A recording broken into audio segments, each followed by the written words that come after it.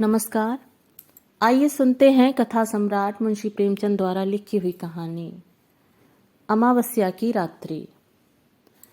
दिवाली की संध्या थी। श्रीनगर के घूरों और खंडहरों के भी भाग्य चमक उठे थे।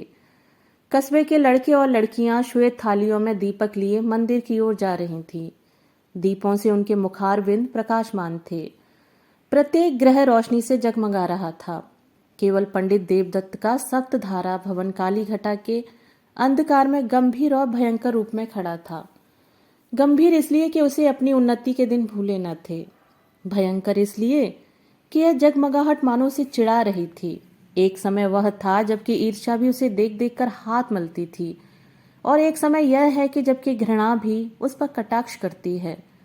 द्वार पर द्वारपाल की जगह अब मदार और एरंड के वृक्ष खड़े थे। दीवान खाने में एक मतंग साण अकड़ता था। ऊपर के घरों में जहां सुंदर रमणियां मनोहर संगीत गाती थीं, वहां आज जंगली कबूतरों के मधुर स्वर सुनाई देते थे।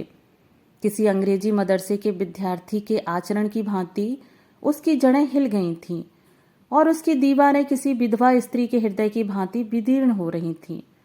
पर समय को हम कुछ नहीं कह सकते। समय की निंदा व्यर्थ और भूल है। यह मूर्खता और अदूरदर्शिता का फल था। अमावस्या की रात्रि थी। प्रकाश से पराजित होकर मानो अंधकार ने उसी विशाल भवन में शरण ली थी। पंडित देवदत्त अपने अर्ध अंधकार वाले कमरे में मौन परंतु चिंता में निमग्न थे। आज 1 महीने से उनकी पत्नी गिरिजा की जिंदगी को निर्दय काल ने खिलवाड़ बना लिया है।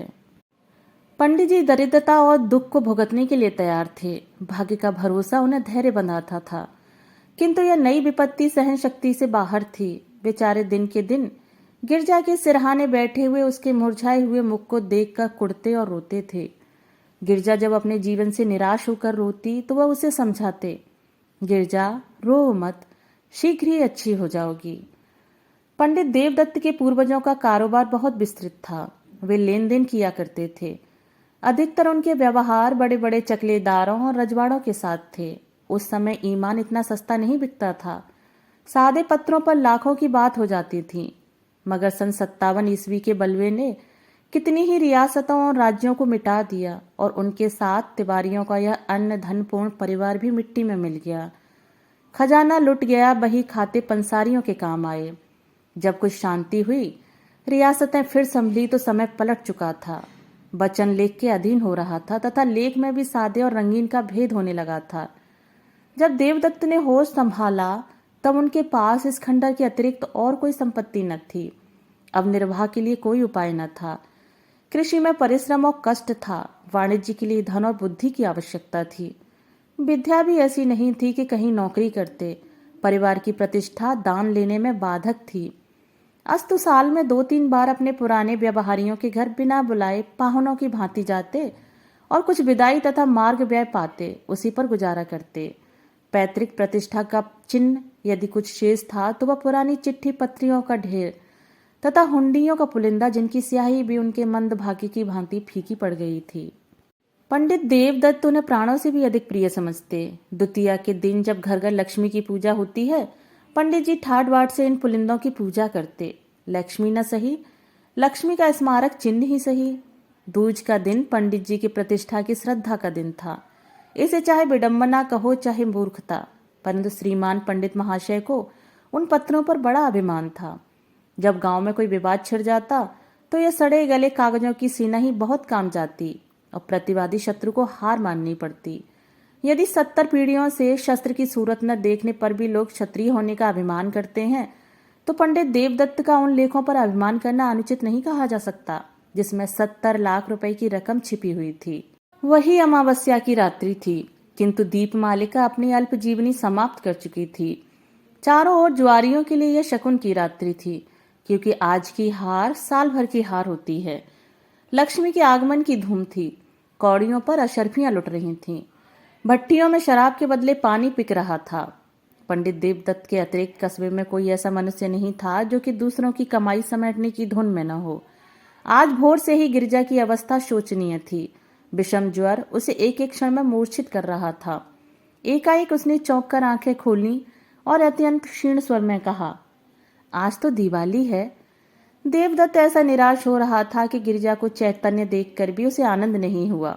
बोला, हाँ, आज दिवाली है। गिरजा ने आंसू भरी दृष्टि से इधर उधर देखकर कहा, हमारे घर में क्या दीपक न जलेंगे? देवदत्त फूट फूट कर रोने लगा। गिरजा ने फिर उसी स्वर में कहा, देखो, आज बरस भर के दिन भी घर अंधेरा रह गया। मुझे उठा दो, मैं भी अपने घर दिए जलाऊंगी। ये बातें देवदत्त के हृदय में चुभी जाती थीं। मनुष्य की अंतिम घड़ी लालसाओं और भावनाओं में व्यतीत होती है। इस नगर में लाला शंकरदास अच्छे प्रसिद्ध वैद्य थे। अपने प्राण संजीवन औषधालय में दवाओं के स्थान पर छापने का प्रेस रखे हुए थे। दवाइयां कम बनती थीं, इश्तहार अधिक प्रकाशित होते थे। वे कहा करते थे कि बीमारी केवल रईसों का ढकोसला है और पॉलिटिकल इकोनॉमी के अनुसार इस विलास पदार्थ से जितना अधिक संभव हो टैक्स लेना चाहिए। यदि कोई निर्धन है तो हो, यदि कोई मरता है तो मरे, उसे क्या अधिकार है कि बीमार पड़े और मुफ्त में दवा कराए? भारतवर्ष की यह दशा अधिकतर मुफ्त दवा कराने से हुई है। इसने मनुष्यों को असावधान और बलहीन बना दिया है। देवदत्त महीने भर नित्य उनके निकट दवा लेने आता था, परंतु वैद्य जी कभी उसकी ओर इतना ध्यान नहीं देते थे कि वह अपनी शोचनीय दशा प्रकट कर सके। वैद्य जी के हृदय के कोमल भाग तक पहुंचने के लिए देवदत्त ने बहुत कुछ हाथ पैर चलाए। वह आंखों में आंसू भरे आता, किंतु वैद्य जी का हृदय ठोस था, उसमें कोमल भाव था ही नहीं। वही अमावस्या की डरावनी रात थी। गगन मंडल में तारे आधी रात के बीतने पर और भी अधिक प्रकाशित हो रहे थे, मानो श्रीनगर की बुझी हुई दिवाली पर कटाक्ष युक्त आनंद के साथ मुस्करा रहे थे। देवदत्त बेचैनी की दशा में गिरजा के सिरहाने से उठे और वैद्य जी के मकान की ओर चले। वे जानते थे कि लाला जी बिना फीस लिए कदापि नहीं आएंगे, किंतु हताश होने पर भी आशा पीछा न छोड़ती। देवदत्त कदम आगे बढ़ाते चले जाते थे। हकीम जी उस समय अपने रामबाण बिंदु का विज्ञापन लिखने में व्यस्त थे। उस विज्ञापन की भावप्रद भाषा तथा आकर्षण शक्ति देखकर कह नहीं सकते थे कि वैद्य शिरोमणि थे या सुलेखक विद्यावारिधि। पाठक, आप उनके उर्दू विज्ञापन का साक्षात दर्शन कर लें। नाजरीन, आप जानते हैं कि मैं कौन हूं। आपका जर्द चेहरा, आपका तने लागिर, आपका जरा सी मेहनत में बेदम हो जाना, आपका लज्जा दुनिया में महरूम रहना, आपका खाना तरीकी, यह सब इस सवाल का नफी में जवाब देते हैं। सुनिए, मैं कौन हूं? मैं वह शख्स हूं जिसने इमराज इंसानी को पर्दे दुनिया से गायब कर देने का बीड़ा उठाया है, जिसने इश्तहारबाज का फरोस गंदुम नुमा बने हुए हकीमों को बेखबर व बुन से खोदकर दुनिया को पाक कर देने का अज़्म बिल जज़्म कर दिया है। मैं वह हैरत अंगेज इंसान जयीफुल बयान हूं जो नाशाद को दिलशाद, नामुराद को बामुराद, भगोड़े को दिलेर, गीदड़ को शेर बनाता है। और यह किसी जादू से नहीं, मंत्र से नहीं, वह मेरी ईजाद करदा अमृत बिंदु के अदना करिश्मे हैं। अमृत बिंदु क्या है, इसे कुछ मैं ही जानता हूं। महर्षि अगस्त ने धन्वंतरी के कानों में इसका नुस्खा बतलाया था। जिस वक्त आप बीपी पार्सल खोलेंगे, आप पर उसकी हकीकत रोशन हो जाएगी। यह आबे हयात है। यह मर्दानगी का जौहर, फरजानगी का अक्सीर, अक्ल का मुरब्बा और जेहन का शकील है। अगर वर्षों की मुशायराबाजी ने भी आपको शायर नहीं बनाया, अगर शबे रोज के रटंत पर भी आप इम्तहान में कामयाब नहीं हो सके, अगर दल्लालों की खुशामद और मुवक्किलों की नाज बददारी के बावजूद भी आप अहाते अदालत में भूखे कुत्ते की तरह चक्कर लगाते फिरते हैं, अगर आप गला फाड़ फाड़ कर चीखने, मेज पर हाथ पैर पटकने पर भी अपनी तकरीर से कोई असर पैदा नहीं कर सकते, तो आप अमृत बिंदु का इस्तेमाल कीजिए। इसका सबसे बड़ा फायदा, जो पहले ही दिन मालूम हो जाएगा, यह है कि आपकी आंखें खुल जाएंगी और आप फिर कभी इश्तहारबाज हकीमों के दाम फरेब में न फंसेंगे। वैद्य जी इस विज्ञापन को समाप्त कर उच्च स्वर से पढ़ रहे थे कि उनके नेत्रों में उचित अभिमान और आशा झलक रही थी कि इतने में देवदत्त ने बाहर से आवाज दी। वैद्य जी बहुत खुश हुए। रात के समय उनकी फीस दुगनी थी। लालटेन लिए बाहर निकले तो देवदत्त रोता हुआ उनके पैरों से लिपट गया और बोला, वैद्य जी, इस समय मुझ पर दया कीजिए। गिरजा अब कोई सायद की पाहुनी है, अब आप ही उसे बचा सकते हैं। यूं तो मेरे भाग्य में जो लिखा है वही होगा, किंतु इस समय तनिक चलकर आप देख लें तो मेरे दिल का दाह मिट जाएगा। मुझे धैर्य हो जाएगा कि उसके लिए मुझसे जो कुछ हो सकता था मैंने किया। परमात्मा जानता है कि मैं इस योग्य नहीं हूं कि आपकी कुछ सेवा कर सकूं, किंतु जब तक जीऊंगा आपका यश गाऊंगा और आपके इशारों का गुलाम बना रहूंगा। हकीम जी को पहले कुछ तरस आया, किंतु वह जुगनू की चमक थी जो शीघ्र स्वार्थ के विशाल अंधकार में विलीन हो गई। वही अमावस्या की रात्रि थी। वृक्षों पर सन्नाटा छा गया था। जीतने वाले अपने बच्चों को नींद से जगाकर इनाम देते थे। हारने वाले अपनी रुष्ट और क्रोधित स्त्रियों से क्षमा के लिए प्रार्थना करते थे। इतने में घंटी के लगातार शब्द वायु और अंधकार को चीरते हुए कान में आने लगे। उनकी सुहावनी ध्वनि इस निस्तब्ध अवस्था में अत्यंत भली प्रतीत होती थी। यह शब्द समीप हो गए और अंत में पंडित देवदत्त के समीप आकर उस खंडहर में डूब गए। पंडित जी उस समय निराशा के अथाह समुद्र में गोते खा रहे थे। शोक में इस योग्य भी नहीं थे कि प्राणों से भी अधिक प्यारी गिरजा का दबा दर्पण कर सकें। क्या करें, इस निष्ठुर वैद्य को यहाँ कैसे लाएं? जालिम ने सारी उम्र तेरी गुलामी करता, तेरे इश्तहार छापता, तेरी दवाइयाँ कूटता। आज पंडित जी को यह ज्ञात हुआ कि 70 लाख की चिट्ठियां पत्रियां इतनी कौड़ियों की मोल भी नहीं। पैतृक प्रतिष्ठा का अहंकार अब आंखों से दूर हो गया। उन्होंने उस मखमली थैले को संदूक से बाहर निकाला और उन चिट्ठी पत्रियों को, जो बाप दादाओं की कमाई का शेषांश थीं और प्रतिष्ठा की भांति जिनकी रक्षा की जाती थी, एक एक करके दिया को अर्पण करने लगे।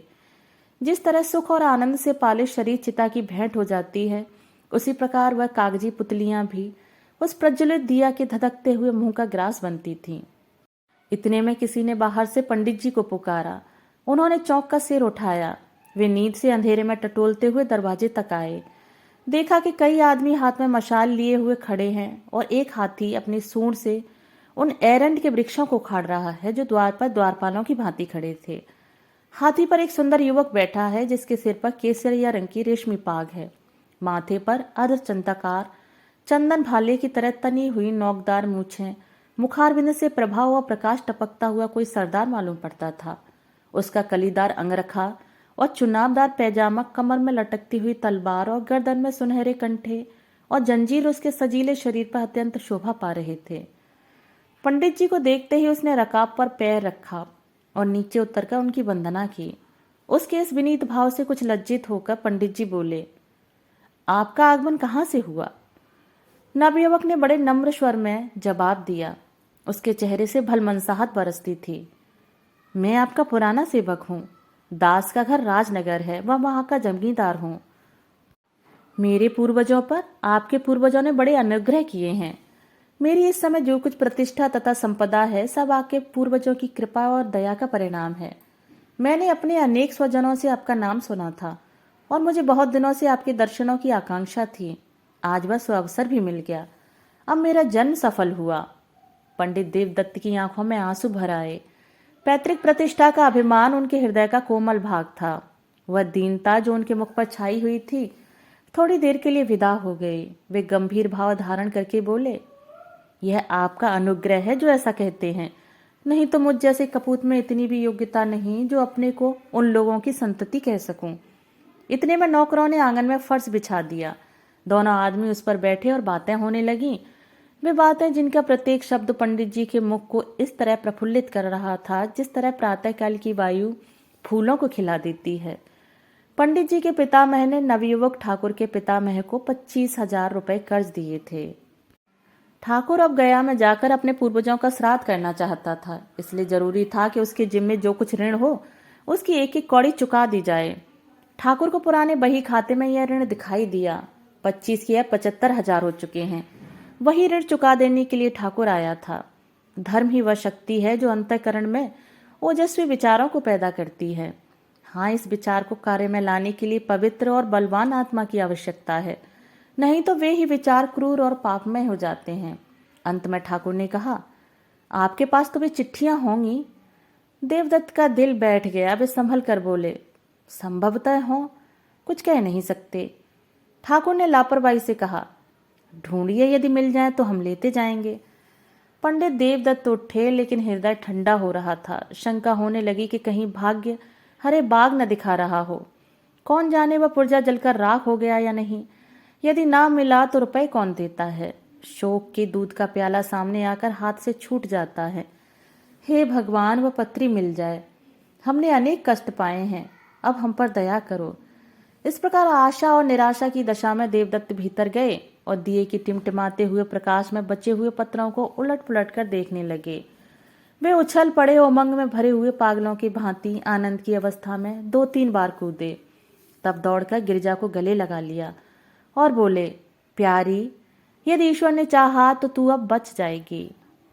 उन्मत्तता में उन्हें एकदम यह नहीं जान पड़ा कि गिरजा अब नहीं है, केवल उसकी लोथ है। देवदत्त ने पत्री को उठा लिया और द्वार तक भी इसी तेजी से आए मानो पांवों में पर लगे हैं। परंतु यहाँ उन्होंने अपने को रोका और हृदय में आनंद की उमड़ती हुई तरंग को रोककर कहा, यह लीजिए, वह पत्री मिल गई। संयोग की बात है, नहीं तो 70 लाख के कागज दीमकों के आहार बन गए। आकस्मिक सफलता में कभी कभी संदेह बाधा डालता है। जब ठाकुर ने उस पत्री को लेने को हाथ बढ़ाया तो देवदत्त को संदेह हुआ कि कहीं वह उसे फाड़कर फेंक न दे। यद्यपि यह संदेह निरर्थक था, किंतु मनुष्य कमजोरियों का पुतला है। ठाकुर ने उनके मन के भाव को ताड़ लिया। उसने बेपरवाही से पत्री को लिया और मशाल के प्रकाश में देखकर कहा, अब मुझे विश्वास हुआ। यह लीजिए आपका रुपया, आपके समक्ष है। आशीर्वाद दीजिए कि मेरे पूर्वजों की मुक्ति हो जाए। यह कहकर उसने अपनी कमर से एक थैला निकाला और उसमें से 1-1 हजार के 75 नोट निकालकर देवदत्त को दे दिए। पंडित जी का हृदय वेग बड़े जोर से धड़क रहा था, नाड़ी तीव्र गति से कूद रही थी। उन्होंने चारों ओर चौकन्नी दृष्टि से देखा कि कहीं कोई दूसरा तो नहीं खड़ा है, और तब कांपते हुए हाथों से नोटों को ले लिया। अपनी उच्चता प्रकट करने की व्यर्थ चेष्टा में उन्होंने नोटों की गणना भी नहीं की, केवल उड़ती हुई दृष्टि से देखकर उन्हें समेटा और जेब में डाल लिया। वही अमावस्या की रात्रि थी। स्वर्गीय दीपक भी धुंधले हो चुके थे। उनके यात्रा सूर्य नारायण के आने की सूचना दे रही थी। उदयाचल फिरोजी बाना पहन चुका था। अस्ताचल में भी हल्के श्वेत रंग की आभा दिखाई दे रही थी। पंडित देवदत्त ठाकुर को विदा करके घर चले। उस समय उनका हृदय उदारता के निर्मल प्रकाश से प्रकाशित हो रहा था। कोई प्रार्थी उस समय उनके घर से निराश नहीं जा सकता था। सत्यनारायण की कथा धूमधाम से सुनने का निश्चय हो चुका था। गिरजा के लिए कपड़े और गहने के विचार ठीक हो गए। अंतपुर में ही उन्होंने शालिग्राम के सम्मुख मनसा वाचा कर्मणा सिर झुकाया और तब शेष चिट्ठी पत्रियों को समेटकर उसी मखमली थैले में रख दिया। किंतु अब उनका यह विचार नहीं था कि संभवतः उन मुर्दों से भी कोई जीवित हो उठे, वरन जीविका से निश्चिंत होकर अब वे पैतृक प्रतिष्ठा पर अभिमान कर सकते थे। उस समय वे धैर्य और उत्साह के नशे में मस्त थे। बस अब मुझे जिंदगी में अधिक संपदा की जरूरत नहीं। ईश्वर ने मुझे इतना दे दिया है, इसमें मेरी और गिरजा की जिंदगी आनंद से कट जाएगी। उन्हें क्या खबर थी कि गिरजा की जिंदगी पहले ही कट चुकी है। उनके दिल में यह विचार गुदगुदा रहा था कि जिस समय गिरजा इस आनंद समाचार को सुनेगी, उस समय अवश्य उठ बैठेगी। चिंता और कष्ट ने ही उसकी ऐसी दुर्गति बना दी है। जिसे भरपेट कभी रोटी नसीब न हुई, जो कभी नैराश्य में धैर्य और निर्धनता के हृदय विदारक बंधन से मुक्त न हुई, उसकी दशा इसके सिवा और हो ही क्या सकती है। यह सोचते हुए वे गिरजा के पास गए और आहिस्ता से हिलाकर बोले, गिरजा, आंखें खोलो। देखो, ईश्वर ने तुम्हारी विनती सुन ली और हमारे ऊपर दया की। कैसी तबीयत है अब? किंतु जब गिरजा तनिक भी न मटकी, तब उन्होंने चादर उठा दी और उसके मुंह की ओर देखा। हृदय से एक करुणात्मक ठंडी आह निकली। वे वहीं सिर थाम कर बैठ गए। आंखों से शोणित की बूंदें सी टपक पड़ी। आह, क्या यह संपदा इतने महंगे मूल्य पर मिली है? क्या परमात्मा के दरबार से मुझे इस प्यारी जान का मूल्य दिया गया है? ईश्वर, तुम खूब न्याय करते हो। मुझे गिरजा की आवश्यकता है, रुपए की आवश्यकता नहीं। यह सौदा बड़ा महंगा है। अमावस्या की अंधेरी रात गिरजा के अंधकारमय जीवन की भांति समाप्त हो चुकी थी। खेतों में हल चलाने वाले किसान ऊंचे और सुहावने स्वर में गा रहे थे। सर्दी से कांपते हुए बच्चे सूर्य देवता से बाहर निकलने की प्रार्थना कर रहे थे। पनघट पर गांव की अलबेली स्त्रियां जमा हो गई थीं, पानी भरने के लिए नहीं, हंसने के लिए। कोई घड़े के कुएं में डाले हुए अपनी पोपली सास की नकल कर रही थी, कोई खम्भों से चिपटी हुई अपनी सहेली से मुस्कुराकर प्रेम रहस्य की बातें करती थी। बूढ़ी स्त्रियां पोतों को गोद में लिए अपनी बहुओं को कोस रही थीं कि घंटे भर हुए अब तक कुएं से नहीं लौटी। किंतु राज्य वैद्य लाला शंकरदास अभी तक मीठी नींद ले रहे थे। खांसते हुए बच्चे और कराहते हुए बूढ़े उनके औषधालय के द्वार पर जमा हो चले थे। इस भीड़ भब्बड़ में कुछ दूर पर तो 2-3 सुंदर किंतु मुरझाए हुए नवयुवक टहल रहे थे और वैद्य जी से एकांत में कुछ बातें करना चाहते थे। इतने में पंडित देवदत्त नंगे सिर, नंगे बदन, लाल आंखें, डरावनी सूरत, कागज का एक पुलिंदा लिए दौड़ते हुए आए और औषधालय के द्वार पर इतने जोर से हाँक लगाने लगे कि वैद्य जी चौंक पड़े और कहार को पुकार कर बोले कि दरवाजा खोल दे। कहार महात्मा बड़ी रात गए किसी बिरादरी की पंचायत से लौटे थे। उन्हें दीर्घ निद्रा का रोग था, जो वैद्य जी के लगातार भाषण और फटकार की औषधियों से भी कम न होता था। आप ऐंठते हुए उठे और किवाड़ खोलकर हुक्का चिलम की चिंता में आग ढूंढने चले गए। हकीम जी उठने की चेष्टा कर रहे थे कि सहसा देवदत्त उनके सम्मुख जाकर खड़े हो गए और नोटों का पुलिंदा उनके आगे पटक कर बोले, वैद्य जी, ये 75,000 के नोट हैं। ये आपका पुरस्कार और आपकी फीस है। आप चलकर गिरिजा को देख लीजिए और ऐसा कुछ कीजिए कि वह केवल एक बार आंखें खोल दे। यह उसकी एक दृष्टि पर न्यौछावर है, केवल एक दृष्टि पर। आपको रुपए मनुष्य की जान से प्यारे हैं, वे आपके समक्ष हैं। मुझे गिरजा की एक चितवन इन रुपयों से कई गुना प्यारी है। वैद्य जी ने लज्जा में सहानुभूति से देवदत्त की ओर देखा और केवल इतना कहा, मुझे अत्यंत शोक है, सदैव के लिए तुम्हारा अपराधी हूं, किंतु तुमने मुझे शिक्षा दे दी। ईश्वर ने चाहा तो ऐसी भूल कदापि न होगी। मुझे शोक है, सचमुच है। ये बातें वैद्य जी के अंतःकरण से निकली थीं। दोस्तों, अभी आप सुन रहे थे मुंशी प्रेमचंद द्वारा लिखी हुई कहानी अमावस्या की रात्रि। दोस्तों, कहानी आपको कैसी लगी मुझे कमेंट बॉक्स में ज़रूर बताइएगा। मिलते हैं एक और नई कहानी के साथ। धन्यवाद।